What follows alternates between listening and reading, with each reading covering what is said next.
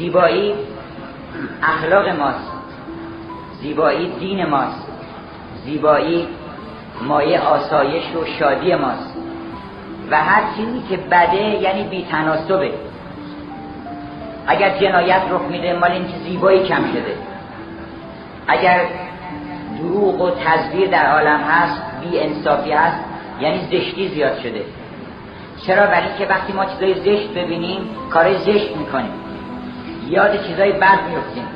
دیدید فلان کس میگن هر وقت فلان کسی میبینیم یاد بدهکاریام میفتیم. چرا؟ برای اینکه اون آدم بدهکاره. هر چیزی آدم یاد مشابهت خودش میندازه. این موسیقی آدم یاد خدا میندازه. از این جهت اون لذتی رو که یک انسان با ایمان، یه انسان عاشق میبره نمیبره، ولی اصل اینه که اونی که ما رو آورده اینجا موسیقیه، اونی که ما رو از اینجا خواهد برد بازم موسیقیه. موسیقی این قدرت رو داره که هم بیاره به این دنیا و هم از این دنیا ببره.